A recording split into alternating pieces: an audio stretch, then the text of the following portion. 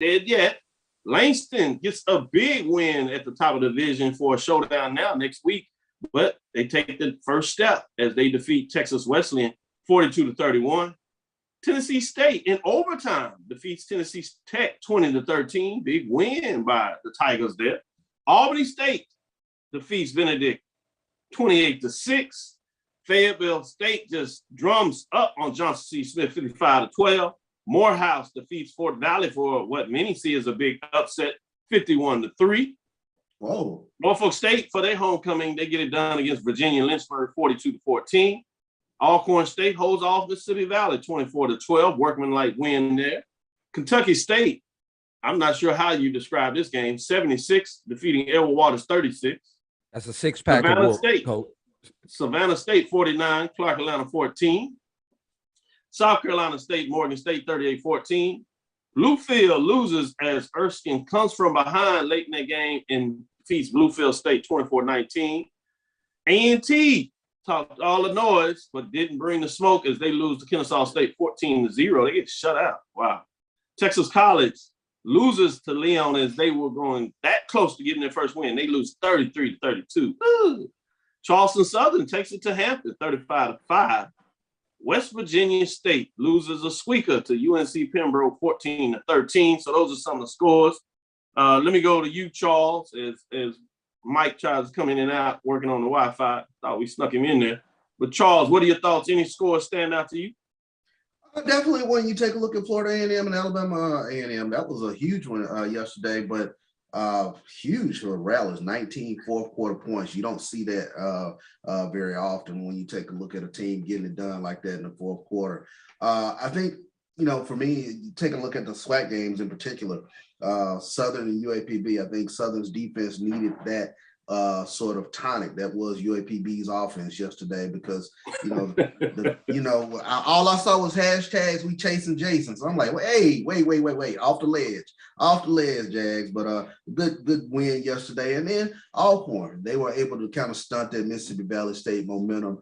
Nico Duffy being able to get off yesterday for another 100-yard game for him. So that was huge for the Braves to kind of keep that momentum going and keep Valley off the rails, because that was a game that I think a lot of people were paying a close attention to yesterday. So you had all those great games. Then of course I was at Jackson State game, and like you said, it was a workmanlike performance. 7-7 game at halftime, but Jackson State kicked it into gear. One of the things that really stands out with regards to that Jackson State game, no panic from the team. It was simply a situation where they knew what needed to get done, and they proceeded to put their foot on the gas in the second half and was able to close out a very game Alabama State team who I thought had a tremendous defensive performance in the first half of that game. Good point. AD Drew, any scores stand out to you? Well, yesterday, everything pretty much went chalk, except for in the CIAA, where you had two things that could be considered mild upsets. Lincoln, PA got their first victory on the season, defeating Elizabeth City State.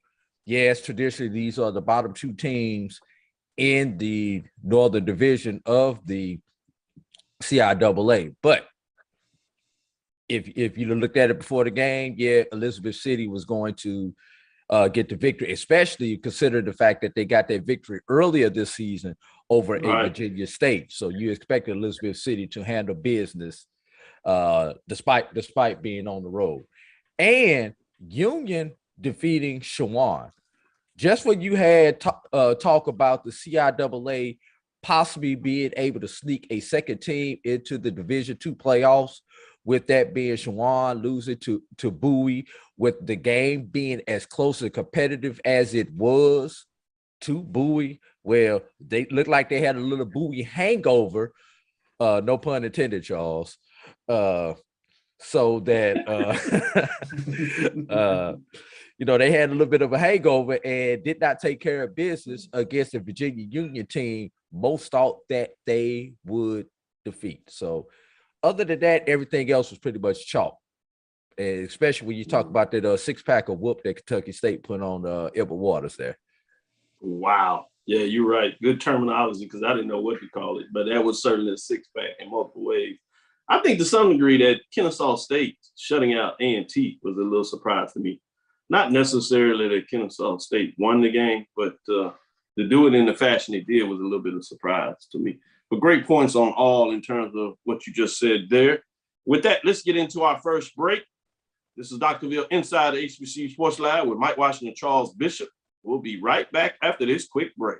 Since 2002, Empowerment Resources, Inc., a nonprofit organization, has empowered more than 1,500 youth and adults in Duval and surrounding counties. Through its programs, Journey into Womanhood, Girls Mentoring, Life Skills for Teens, and Parenting Education Coaching. To get involved with programs, volunteer, or donate, visit www.empowermentresourcesinc.org. Follow us on social media, facebook.com/empowerment.resources and instagram.com/empowermentjax. Shop Velvet Online Women's Boutique to spice up your closet with trendy, unique looks. We have fashionable and chic looks at very affordable prices. Velvet Boutique offers free shipping all year long on all orders. Shop online at www.melvetboutique.com. That's www.melvetboutique.com. Like us on Facebook and follow us on Instagram. Shop Velvet Online Women's Boutique. From novice to aficionado, find yourself here. High quality cigars plus personal customer service with Slow Burn.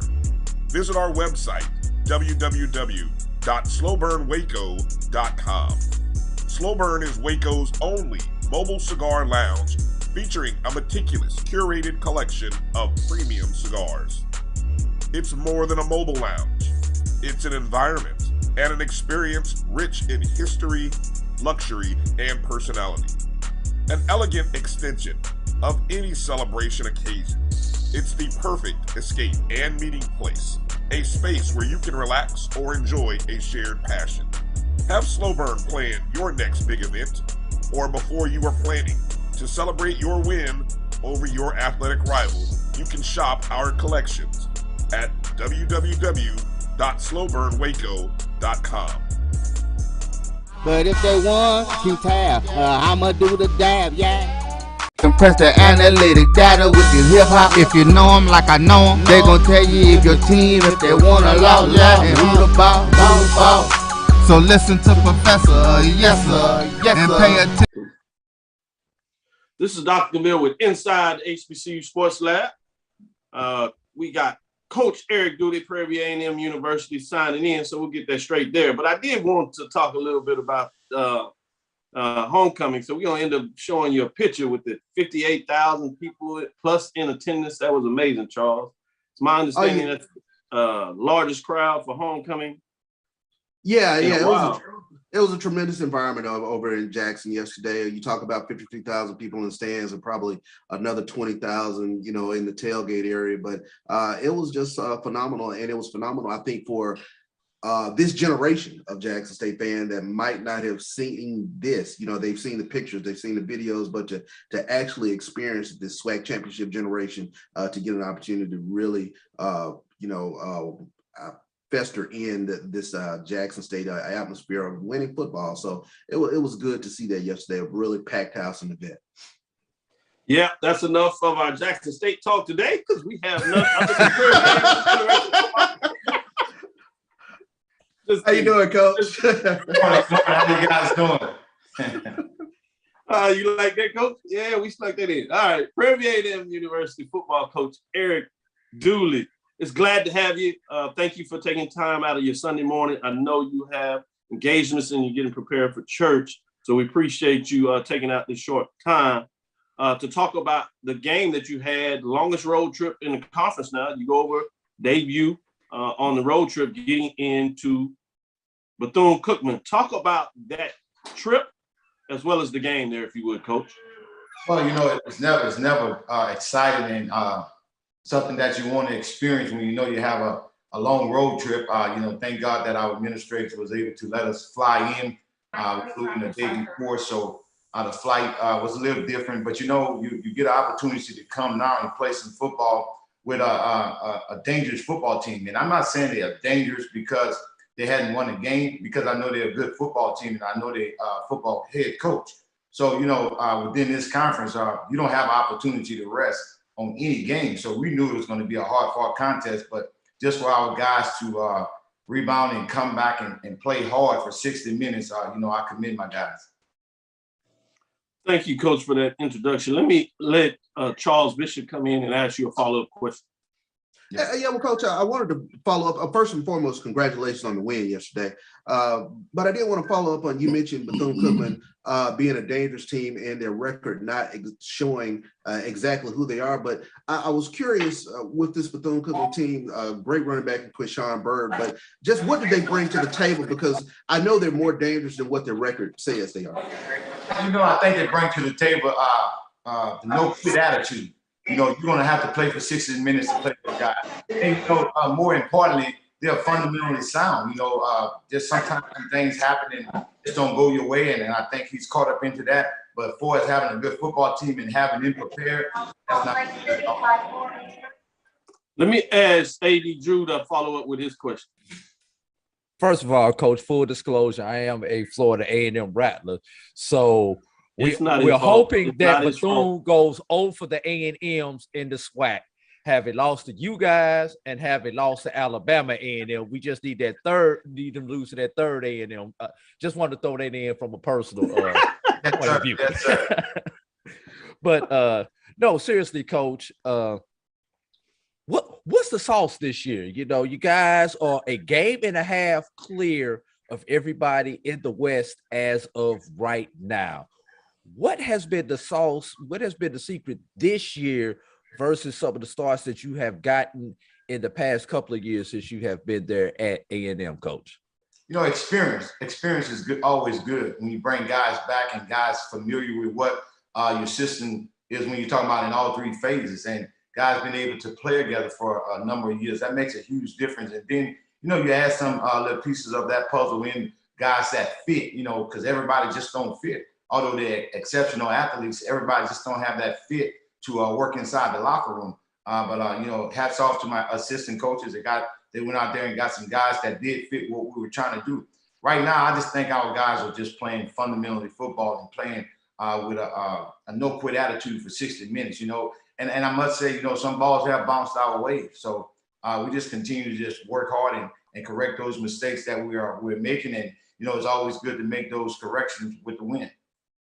Yeah, to your point, Coach, this team is playing really solid. I want to give a shout out to A.D. Drew and give him a little bit of credit. He's modest on this. He did state at the very beginning of the season, his team to come out of the West was none other than Prairie View A&M University. So it's working to form. I have a big game this weekend, but before we get into that, let me let the 3P tailgater, Mike Washington, ask a question as well, as he's literally in the airport traveling. Yeah, good evening. Good morning. I'm sorry, Dr. Cavil. You don't know what time it is, boy. I tell you. On the road covering the Jackson State game. But Coach Dooley, let me first say congratulations, tough road victory. It seemed like it was a rough battle back and forth. The offense showed great balance. My question is, can you talk to us about the maturation of your offense and Juwan Pass and how he's getting more and more comfortable and integrated and settled into this offense as the season matures?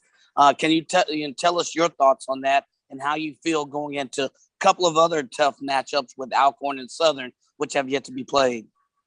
First of all, let me say I love your jacket. That's to everyone on this call. I love that jacket. It looks real good. hey, Coach, can you tell A.D. Drew that one more time?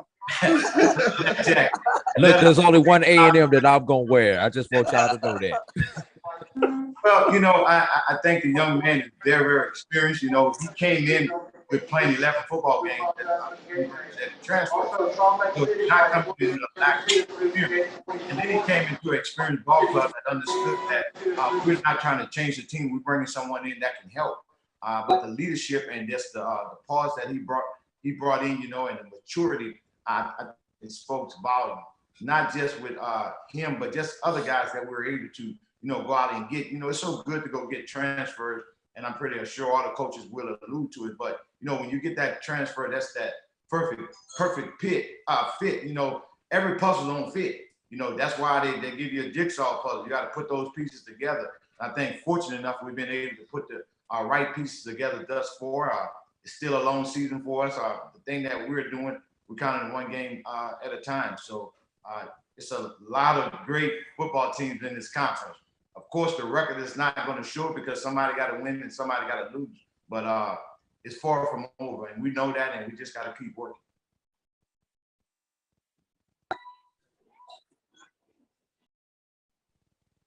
Thank you for that, Mike. In terms of that question there, let me shift to moving forward to your matchup coming up this week. A lot of people anticipated this matchup in terms of Southern. In terms of history, if you would, other than what happened in the spring with Pine Bluff coming out of the West, since 2009 and 2010, it seems like it's always been Grambling and Southern. You've been able to go to the State Fair Classic as well, I should say, the Labor Day Classic, and really get the team to take care of business. Now it seems like that next hurdle may be Southern University. Talk a little bit about this matchup as you see it, Coach. It's a huge matchup, no question about it. You're talking about in the West. It's always been tight ever since I've been playing in this conference.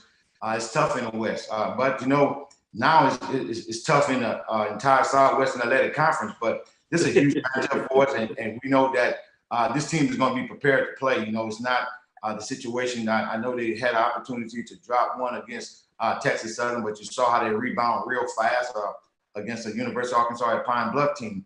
So we know we have a challenge for it. We know it's going to be a hostile crowd. You're talking about homecoming. So whether it was homecoming or not, it was going to be a full stadium. So we know we just got to get prepared and be ready to play and just go down and take care of business. Charles, let me let you ask a follow-up question as well. Yeah, well, when you preview this game, Coach, just talk a little bit about what you think your team needs to do to try to get this victory this upcoming week. Well, when you take a look at some things that they did on yesterday, you got to stop the run. They had one guy that had 267 yards rushing. So, that's something that they do well. And they lead the conference in the rushing stats as well. So we know that's going to be a challenge for us. And then when you talk about they play exciting, explosive defense play, those guys been playing defense even with Coach Odom there. Now you still have Lionel Washington that's been the defensive coordinator for a while. And Coach Rollins is taking over, and he's a defensive-minded guy. So I know those guys going to make sure that the defense is playing great. And then you look at the special team. They always have a guy that can return, guys that do great things, and they play exciting football. So the challenges is, just as I stated when the season started, it didn't matter who we play. I don't even look at the names. I just know it's going to be a challenge for us because I love where our conference is right now. Yes, indeed. Thank you, Coach. AD Drew, you can follow up as well. All right, Coach. We know the coach speak that, we take one game at a time. We look to go 1-0 every week. But I look down at your schedule, and you got Southern this week. You got Alabama State. Then you've got that Alcorn matchup before you go play that other agricultural school in your state. I forgot the name of them. But how do you go and keep your kids focused on the game that's at hand for this week and not get them looking ahead? Because as it pans out, the Alcorn Prairie View game could be for the West Side, Coach. How just like this here, I don't even know who the other games are. We play Southern University on October 23rd. That's the only game we have. That's the only game we focus on. That's the only game we should be focused on. I'm a guy that I've always been that way. Even in just being an offensive coordinator, I don't even look at the other games until that time because I don't want to see anything. Only thing I need to see is just what's in front of us. And I know it does sound like a cliche speech, but that's what I believe in, one game at a time, because that's what you have to do. You can't look forward for something that's not there. You got to take care of business of the things that's at hand right now. So we pride our guys on that. What's important right now, we have that acronym WIN. And it's not just about winning, it's what's important now. What's important now is Southern University preparing for them. That's going to be a huge challenge for us. Mike, go ahead with your follow-up question as well, please. Yes, Coach. And again, forgive me if you hear the background. As Dr. Cavil said, I am in the airport.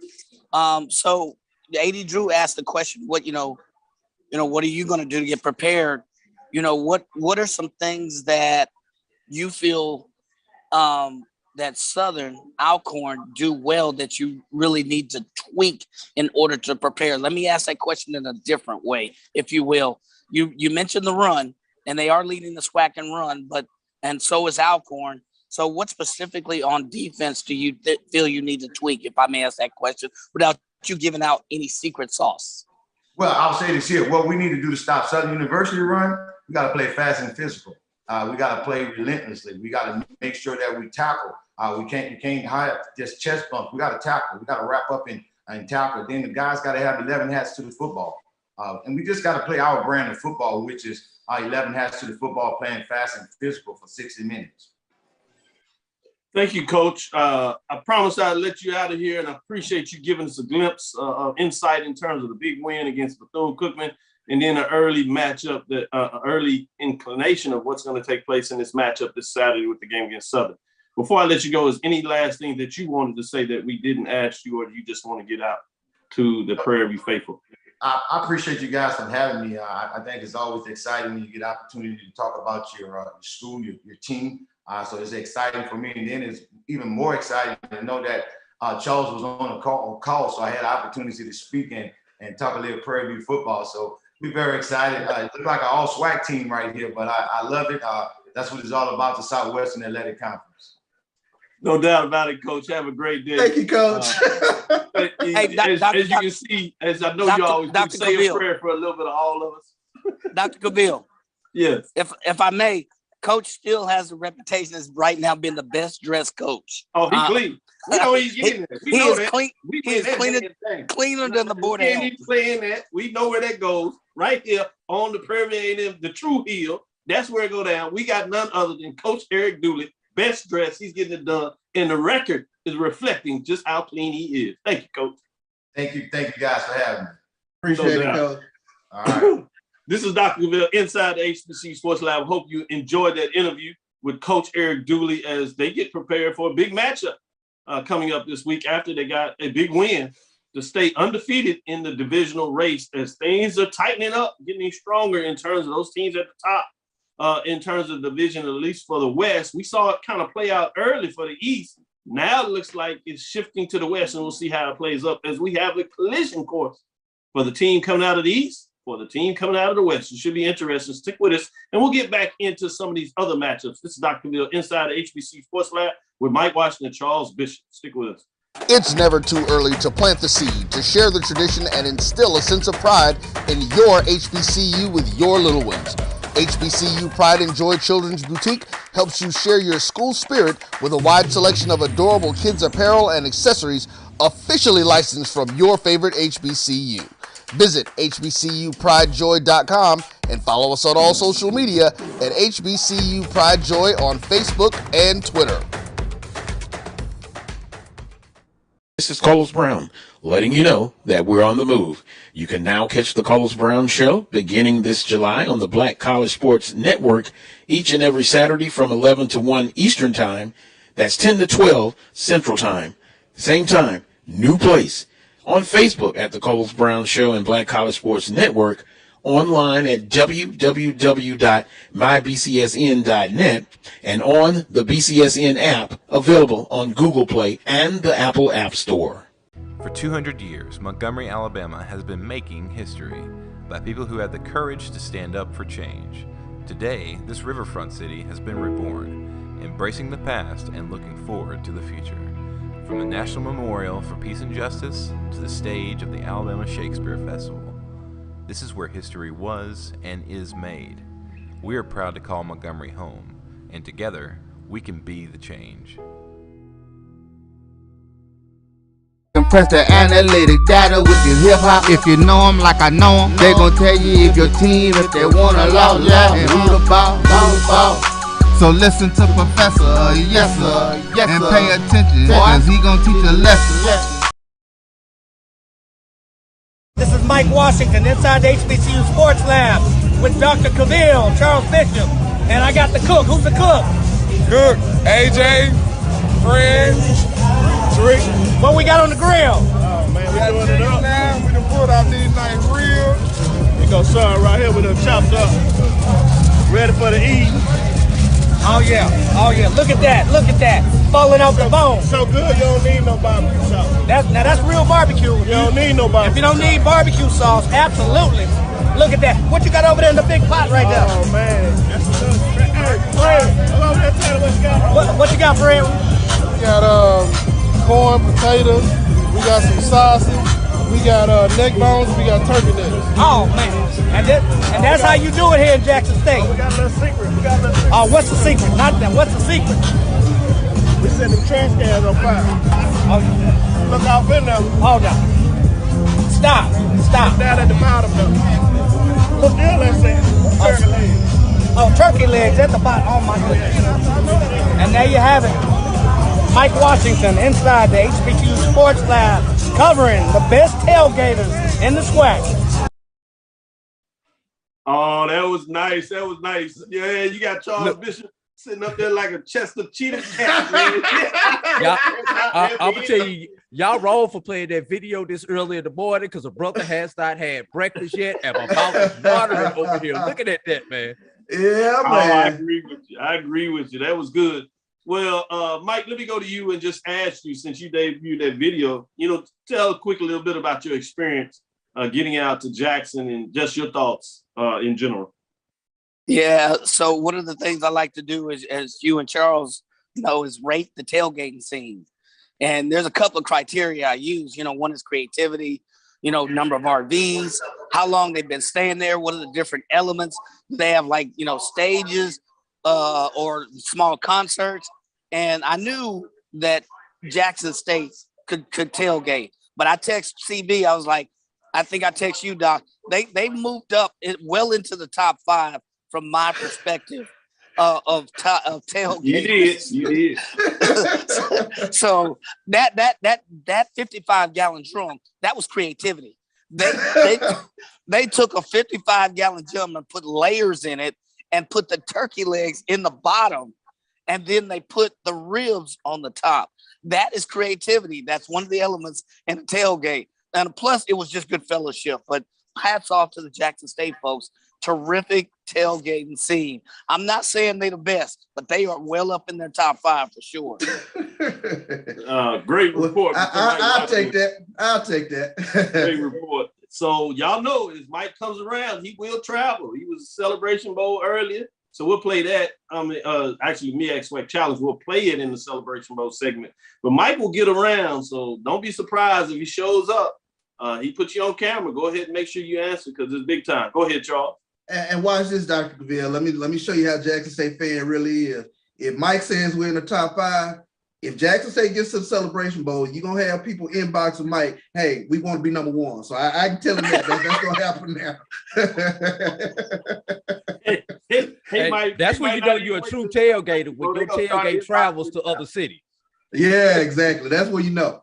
Exactly. Well, that's another factor when your tailgate travel. Exactly. Yeah, I like that. Plus, they need to make sure they give you a plate. That's one way to make sure that you get higher ranked. You can't show off everything. You don't offer no plate. That's part of it too, the collegiality. Culture is the step. With that being said, let's get back into it and get into some of these matchups, these great matchups. Let's go into some of these mid-major matchups as we talk about. Wasn't a classic of the week, so we got into a homecoming of the week since we're talking about some homecoming. Let's do the mid-major homecoming game of the week. It was Clark Atlanta Panthers, 2-4 in the season now as they lost 0-2, but they represented themselves well after a win last week, got on the board. But number 3 Savannah State Tigers, 5-1, 3-0, they got it done as they handled Clark Atlanta Panthers, and they set up now a big matchup. We can talk about both of these, a top 5 matchup, basically 3 versus 4 with Savannah State and Albany State, which will go a long way, if not close out who's going to win the Eastern Division for the championship. I'm going to stick with A.D. Drew, one of our resident SIAC football analysts and experts on here. What are your thoughts in terms of that matchup, in terms of Savannah State, Clark Atlanta, then going into the Savannah State, Albany State matchup as well? First of all, Savannah State is a scary team for Clark Atlanta. And what do I mean by a scary team? They opened the game great. They finished the half great. The third quarter has been lagging for Savannah State all year, but they still come out and they dominate, and they dominate their opponents, all except the one, Valdosta State, in the other three quarters. Question is, can they get away with that formula against an Albany State? Because Albany State, top 20, one of the top defenses, not in the SIAC, but in Division II, period. So how is Savannah State going to match up and put together a complete game? Because if Savannah State puts together a complete game, they can beat Albany State. But the fact that I have not seen Savannah State put together a complete game, that matchup that we're talking about that's upcoming, you have to lean towards Albany State, because I have seen Albany State put together 4 quarters. I love it. Top 5 matchup next week. Before we get into that, and I shift it to you, Charles, tell me your thoughts in terms of what Langston Lions were able to do against a formidable foe, Texas Wesleyan Rams, that was one loss on the season at the top of the conference. You have Langston beating Texas Wesleyan 42-31. Great homecoming victory for Langston. But now they got to go to Arizona and they fight off against another undefeated team this weekend. So talk about either one of those matchups in terms of the mid-major game, your thoughts on either of those games that passed or what's coming up this week in terms of the mid-major division, if you would, Charles. I'm looking forward to the Auburn State-Savannah State game. I think that's going to be a tremendous game. AD touched on it with Savannah State.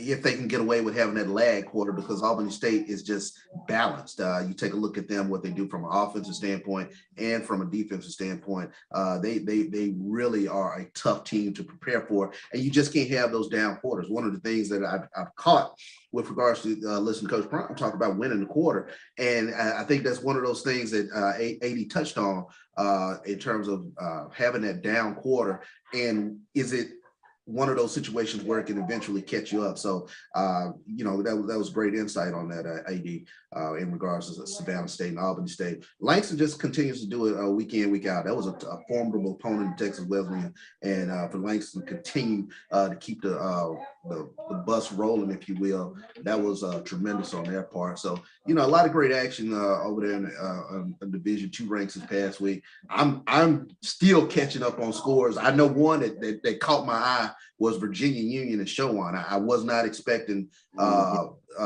Virginia Union to get that W in there on the road at Chowan. So hats off to them. And the Bowie State, Virginia State shootout.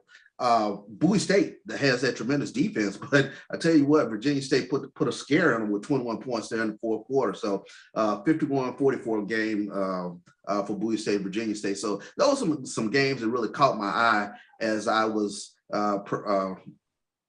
in my post-Jackson State something yesterday. Something? Yeah, something. To your point, in both cases, that big win by Virginia Union over Chowan now sets up a Bowie State Virginia Union matchup this week that we can get in a little more throughout the week. Yeah. But going to Mike, to your point, is the other game that sets up the one that I asked Drew about, which is now the Savannah State and Albany State. The reason you have that matchup of undefeated teams is Albany State got it done. The Golden Rams, 6-1-3-0, defeat number 9 Benedict Tigers, a top 10 matchup. So Albany State is playing some of these top 10 teams as the East, I should say, of the SIC is loaded. Well, they get it done 28-6. It was interesting because at half it was 9-6 a game. They shut them out for the second half in terms of getting it done against the Tigers of Benedict. Mike, what are your thoughts in terms of this Albany State Benedict score, and then leading into what now becomes the serious matchup between Savannah State and Albany State? Albany State has many people thought this season's favorite, but coming into the season with Savannah State. So it's matching up to a classic game, if you would. Well, first things first, I was at the Jackson State homecoming, and to let you know how dedicated these fans were, a couple of them recognized me. They knew me. Well, they knew Charles Bishop, and they knew I worked with Charles Bishop. And they said, "Hey, man, let me correct you on a few things. It's not Alcorn, it's Alcorn." because he was married to somebody from Alcorn. And when you say Albany, if you have a wife, you should know it's Albany. So I just want to make sure I say that correctly on the show. Jackson State fans, correct. Point well made. With that being said, Albany has a defense that is not talked about as much, and I look forward to that matchup. I echo the points that CB and AD were talking about with Savannah State's letdown. I'm not as concerned about that. They have a pretty efficient offense that's getting more prolific by the game. They are my pick to come out of the SIAC. But that will be an interesting game. Can Albany's defense really put a stop or put a chokehold on that offense? A classic good defense versus a good offense. Not that Albany State doesn't have an offense. They're second or third in the rush, second or third in the pass in SIAC. But that Savannah State offense is something else. And they've been able to put some points on the board when they needed to. So I really look forward to that. And Langston, I've given you lots of grief over Langston, but this was the game we said, all right, here's their first real tough competition in their schedule. And they were able to successfully do it. So I am now a Langston fan. Great point. Finally got Mike over the field on Langston. I like that. You get that, AD Drew? That was right. Yes, sir. We've been trying to get you over to the dark side. Hey, quick point before you go to break, Doc. Quick. I'm gonna make this quick. This game, watch the Division II regional rankings after this Albany State Savannah game. Right now, Albany is in there, and if Savannah wins, based on Savannah's strength of schedule and a few other things, there's a chance the SIAC could be left out of the playoffs. So if you want to see a SIAC and a CIAA team, you almost want Savannah to win. Or I'm gonna take it one step further. Savannah win could leave Albany in, bump Savannah in, and possibly bump out a CIAA team out of the playoffs. It's gonna be real interesting over these next couple of weeks how that region plays out in the Division II rankings. Great point. Thanks for sharing this. Dr. Bill, inside the HBCU Sports Lab.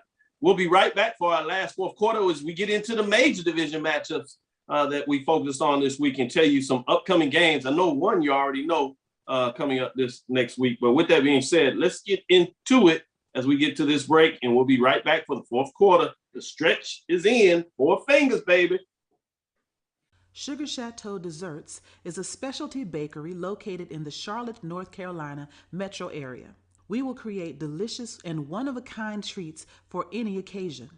Sugar Chateau is currently shipping cakes in a jar, offering a variety of different flavors in a single-serve container that can help you celebrate in accordance with social distancing.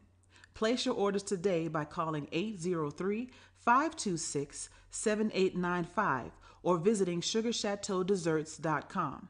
Are you hungry for authentic Caribbean food like jerk chicken, oxtail, red snapper, shrimp, tofu, and rasta pasta? Well, find your way over to Mango's Caribbean Restaurant, 180 Auburn Avenue, right next to Royal Peacock in downtown Atlanta. Them belly full, but we hungry. Mango's Caribbean Restaurant, open daily from 11 a.m. to 10 p.m. And on Friday and Saturday, we're open till 4 a.m. Come to Mango's and put some spice in your life. Oh, we've got a good thing going. Mango's Caribbean Restaurant, 180 Auburn Avenue, right next to Royal Peacock in downtown Atlanta. For more info or directions, call 404-698-3992 or log on to mangoscaribbeanrestaurant.com. For instant coupons, text MANGOS to 313131. Tell your mama hungry, papa hungry, brother hungry. Mango's Caribbean Restaurant, authentic Caribbean cuisines.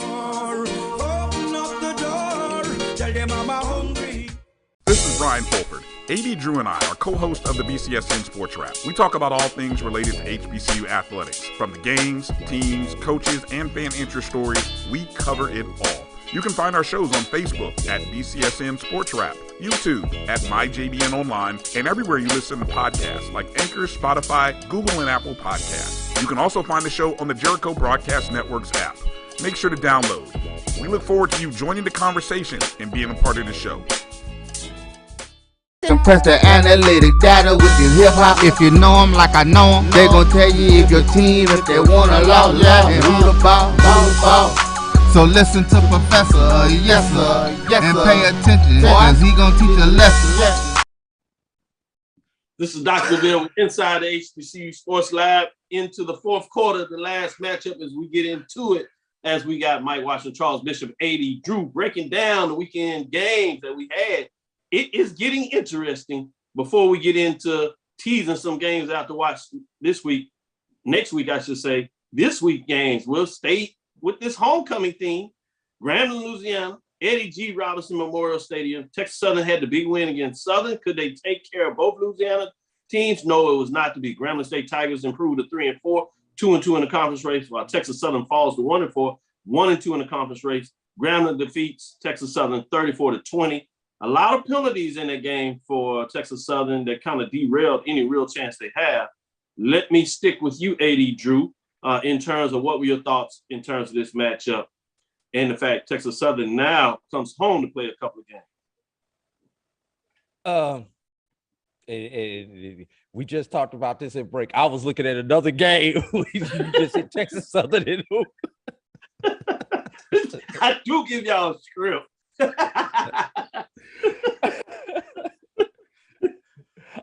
Let me go into Charles and we'll come back to you as you break it down. Please, Charles, I was immersed in looking at stats from another game. No problem. We'll get into another game, which I'm sure is A&T and Kennesaw State. That's coming up next. But with that being said, Charles, what were your thoughts and breakdowns on the Grambling Texas Southern game? Yeah, really, I was really intrigued by the freshman phenoms, Noah Biden and Andrew Body for both teams, and what would be the keys to this game. And as you saw with this game, it was turnovers, Texas Southern's turnovers, and it's been one of those bugaboos that when they aren't able to overcome themselves, it is what has derailed them. So it has been refreshing to see them over the past couple of weeks, to not have those killer mistakes, but those mistakes kind of came back to haunt them. Big 17-point fourth quarter for Grambling in this game, but Grambling got it done. You got to protect those home wins, got to protect homecoming. They were able to get it done against Texas Southern. Yeah, that 17 points in the fourth quarter ultimately becomes the difference in the game. Let me go to Mike. Mike, what are your thoughts in terms of the Grambling Tiger Texas Southern matchup? And you can throw in some thoughts on number 6 North Carolina A&T on the road, getting shut out to Kennesaw State 14-0, top 20 team at the FCS level. Yeah, so first on the Texas Southern thing, I think everyone has touched on it. I mean, I think they had like 9 penalties for, I think it was north of 150 yards, and I don't think Grambling had any penalties. Texas Southern also had 3 turnovers. Grambling had 4. But here's the thing that I'm scratching my head at, I believe Texas Southern had way more offensive output than Grambling, unfortunately. Mm-hmm. And this was their chance. I personally thought that they would have a better showing and had a chance to pull this game out. But unfortunately, you can't do anything with, 9 penalties and 3 turnovers. It's just tough to win like that. And that makes it tougher because I believe they have Alcorn and Southern coming up, which Alcorn has found its secret sauce. Southern has found that it can run. So it's going to be really tough on Texas Southern. The one bright spot is Andrew Bodie continues to play really well. But we'll see how they perform against Southern and Alcorn coming up. But it's not looking too good for Texas Southern. And then as far as North Carolina A&T, I thought Kennesaw State would win. I didn't think it would be a shutout. Right. North Carolina, yeah. So they had some good output, but I didn't think they would get shut out. Yeah, great point. And we'll get an update for folks jump on you. Southern did get the win Texas Southern got the win over Southern. So you're talking about Alcorn State, as you would say, and they have Pine Bluff coming up. Pine Bluff. Let me go to you, AD Drew, in terms of your thoughts on those 2 matchups. Kennesaw State, North Carolina A&T. First of all, if you're a North Carolina A&T player, you got to be disappointed when you're only playing in front of 9,000 fans on a consistent basis. when you came from the BAC, where you were playing in front of 15, 20,000 fans on a consistent basis. And you would have thought with the game being in the metro Atlanta area, you may have had a little bit of a bump in attendance for at Kennesaw State. Don't know what their average attendance is minus the A&T game. I'll look that up, but it was just under 10,000 for this particular game. Now, you talked about the game and why they got shut out, Mike. Anytime your punter has more yards off of his foot than you have as a total team, 9 times out of 10, you're going to lose. As the punter punted for over 200 yards, and the team only got 170 yards of total offense. Not a formula for success in most football games. I'm just saying, So yeah, I love the point, but you're right. You punt for more yards than you have total offense. That's not a recipe for success. No. But when you go down and look at it, in the fourth quarter of this game, there was a play where A&T was driving. I believe they were in the red zone and got stopped on that fourth down play where, and we've seen this, the referees pulled out the sticks on A&T instead of eyeballing it and like they do most of the time, just giving them the first down. They actually pulled out the sticks, took the measurement, and A&T was short. Then when Kennesaw got the ball back on the next drive, a similar type play, they just eyeballed it. First down, let's get the clock ran out and let's get the hell up out of here. I'm just saying, welcome to the Big South, North Carolina A&T. Welcome to historically white college football as the spot in the conference. I'm just going to leave it at that. Oh, that's so true. Charles, let me go back to you and give you a chance to talk about this A&T, as well as the big win by Tennessee State, top 10 team, number 9 this week in my poll, getting it done against Tennessee Tech. I told everybody I had an eye on this because Tennessee Tech really beat up on North Carolina Central. So I wanted to see how Tennessee State was turning the curve. Also, the value that win does for Jackson State with the win they had over Tennessee State. So I wanted you to kind of talk about both of those matchups. Tennessee State wins it in overtime, 20-13, as they score late to send it to overtime, and then they get it done as you look at that matchup. And then obviously the shutout by the Aggies to Kennesaw State. Talk about those two games, if you would, Charles. Yeah, as far as North Carolina A&T and Kennesaw State, that was a surprise. I was not expecting A&T to get shut out in that game. That really kind of caught my eye. A&T, tremendous football that they played over the past few years, and to see that shutout, that welcome to the Big South moment. I was not expecting that. To your point with regards to Tennessee State, great win in overtime, and like you said, I think that bolsters Jackson State's win over Tennessee State. What we're starting to see now is this Tennessee State that they seem to be gelling a little bit more under Eddie George. Jeremy Hickbottom is playing some pretty good football. When you take a look at his stats, he's 20-34, 256 yards, and a couple of touchdowns. But they got that running game up and going a little bit more yesterday, 120 yards on the ground yesterday against Tennessee Tech. And, that's kind of been the formula for success for Tennessee State winning ball games, big bruising offensive line and getting those running backs coming in behind them. So that was pretty good to see that. And Rockmont, I believe, had a huge game for Tennessee State as well. He had over 100 yards receiving. So I think what that win does, it does bolster Jackson State standings, if you will, when you kind of start examining those poll rankings a little bit more. So great win by Tennessee State yesterday. Yeah, it intrigued for me when you look at Tennessee State, and they kind of mirror what Coach Eddie George played in college at Ohio State. They really like to enforce their will, play to the run, and then they'll do some play action, get the wide receivers in there as they kind of pound you. But I like the fact that they play for 4 quarters. So they keep it close, give themselves a chance to win, especially where they are with talent-wise. But you also talked about what I asked you was Tennessee State and Jackson State. Getting into that in terms of SWAC and MEAC as we get prepared to close out.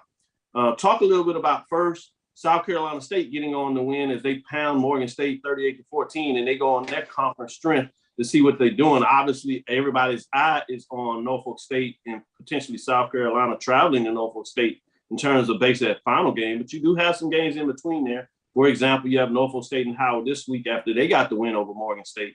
But this week is South Carolina State pounding Morgan State 38-14. And then you had that top 10 matchup with Jackson State getting it done at homecoming. That same thought process there over number 7 Alabama State team, 28-7. If you would, sticking with you, Charles, talk about those two games out of the SWAC and the MEAC for the games of the week. Yeah, really kind of surprising with regards to Morgan. I did expect South Carolina State to win that ball game, but just Morgan just has not been able to put up much of a fight from an offensive standpoint. It is really watching paint dry when you watch Morgan State football. Jackson State and Alabama State, and you know, it's almost I asked Coach Prime in post-game press conference. It's almost rinse and repeat week in, week out for Jackson State. Defense pretty much chokes you out from running the football, and it makes you one-dimensional. And that's pretty much what happened yesterday with regards to Jackson State and Alabama State. And it's just a matter of when does the Jackson State offense kind of kick into gear. We saw them have a commitment to the run game yesterday. Santee Marshall had 24 carries for 96 yards, but overall Jackson State went over 100 yards running the ball yesterday. But again, that defense sort of controls the game. And that was one of the big things that you kind of take away from that. You know, I thought Alabama State tried to stay committed to the run, but there was just nothing much there. Ezra Gray and Corey Merritt both couldn't get up and going, and you pin the hopes on the quarterback, Miles Crowley, who did make some plays in that game. But just overall, Jackson State's defense is just so tough in terms of what they're able to get done, and they really hold the fort down until the offense really gets going. And on a side note, Santee Marshall, huge game yesterday, 96 yards rushing, but Coach Prime, it was a huge scene in the post-game locker room, awarded a full scholarship to Santee Marshall. So that was a great scene to see that young man go from walk-on to full scholarship. So, and they talked a little bit about that in the post-game press conference as well. Man, I appreciate you sharing that insight. And you can go check on Instagram at Charles to go see the behind the scenes. Look when they actually made that announcement. I'm sure that's coming. Shout out to those talking about your paint dry comment. But with that, let me shift to AD Drew in terms of those two matchups in the SWAC. It was top 10 matchup. Number 7 Alabama State hit the road against number 1. As you know the score there, but you had South Carolina, the Bulldogs hosting Morgan State. Talk about those two games, if you would, Drew. I'm gonna be honest with you. I thought Jackson State was going to put up a few bull points against Alabama State coming into this game. You know, Jackson State is on the revenge tour, as people like to say, and we all know what Alabama State did to Coach Prime last year. So, credit to Alabama State though. That defense really played well in the first half. And that's what I was gonna get to. You know, Jackson State was on a mission to put their foot on Alabama State's throat, and Alabama State hung around that game longer than most people would have thought they would have been able to hang around that particular game. Now, shifting over to the BAC, South Carolina State is almost becoming an afterthought with that poor non-conference record that they have. And in the BAC, we've got, as Mike likes to say, we have 2 data points in the BAC. Both of them are against Morgan State. Morgan State is the 125th ranked team out of 126 teams in FCS, i.e., the data is skewed. The curve is busted right now when you compare what these two teams have done against Morgan State. You might get a data point this week when South Carolina State takes on Howard, but the spreadsheet is still incomplete. Great point. I'm glad that you put a period on that. Let me go to you, Mike, for the last one here. Break down these two matches of the MEAC and SWAC. I know you get into the data points, so I'm sure in a lot of ways you agree with Drew that says that those data points against Morgan State is not going to make you smile. But you also got a chance. You were there live. You were in the mix. And so you got to see Jackson State between the top 10 matchup, Alabama State and Jackson State. Talk about both of those, if you would, please. Yeah, let me start with the Bulldogs. I didn't give much credence to that game because Morgan they're in the cellar in terms of rushing. I don't even know if I call that a data point. He's right. That is skewed. Seriously. You watch Morgan say they can't run, they can't pass the ball. So you expected the Bulldogs to come out victorious. And I hope that's not surprising. It is somewhat of a data point, but I think you'll see more of a data point, as Drew AD mentioned, when they go against Howard next week. So we'll see what they can do, because Howard does have somewhat of an efficient offense, or effective offense, I'll say. With regards to the game, tremendous game by Jackson State in the second half. I thought they were going to put up more points. Credit, and I think CB was saying, to Alabama State's defense. We're sitting in that game. We were up in the press conference, and we were like, when is Jackson State going to turn it on? It was 7-7 going in the half. They played a great game. But then I don't know what Dion or Coach Prime said in halftime. They kind of turned it up a notch or two or three in the third and fourth quarter. But that defense, it controlled pretty much the whole game. So I will say they have a beast, Jackson State. And I think number 7, the receiver, Corbin. Dude is a beast. Get the ball. Go ahead. No, I was going to say, to your point, I think the thing that comes out was there was never any panic whatsoever. No. You mentioned it was 7-7 at halftime, but there wasn't a rah-rah speech. It was basically, you know what you need to do. And, there's a sort of quiet, confident swagger that I don't think everybody gets a chance to see with regards to this football team.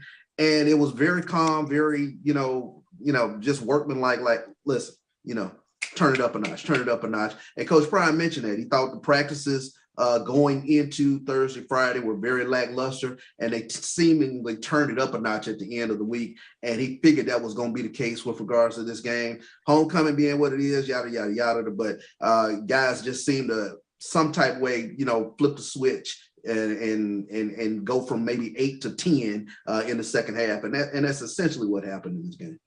Yeah, absolutely. But this Corbin isn't he I believe he's a transfer from U of H. Is that the one? Keith Corbin. Yes. Yeah. Oh my, this kid is, if he's not the best by the end of the year, one of the best receivers in the SWAC, I don't know what we're looking at. We're looking at the wrong data points. I saw some snatches and catches that this kid made, and he was unbelievable.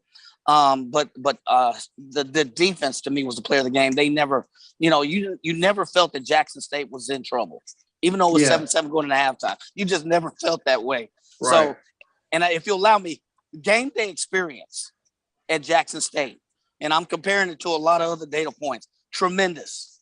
The way the announcer kept the crowd involved throughout the entirety of the game. I know you didn't ask that, Doc, but tremendous. No, I'm glad you're sharing it.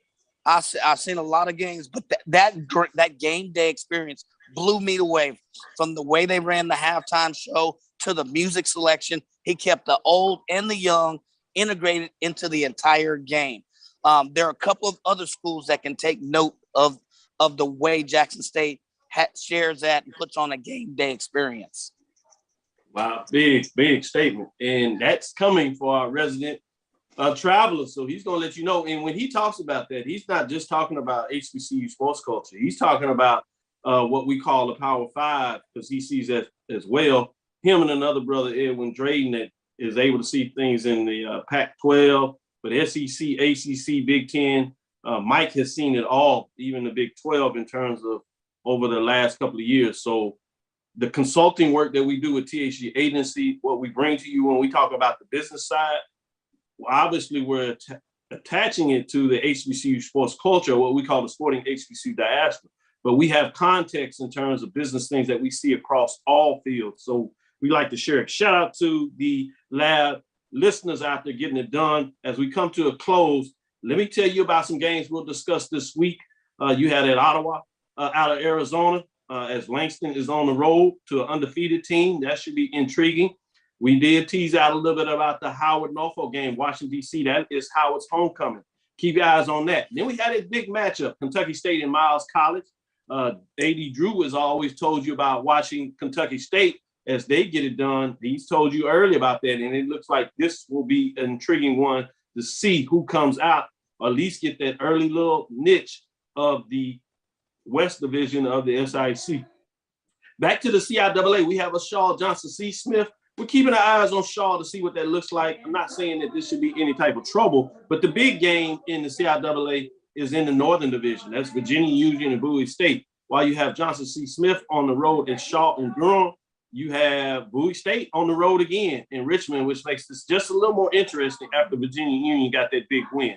The big one that we teased out very early is Albany State and Savannah State, top 5 matchup out of the SIAC. You got to have your eyes on that. We'll continue to see what South Carolina State does as they go on the road. It is homecoming in Delaware. So Delaware State has a chance to make an early statement. They've won 3 in a row.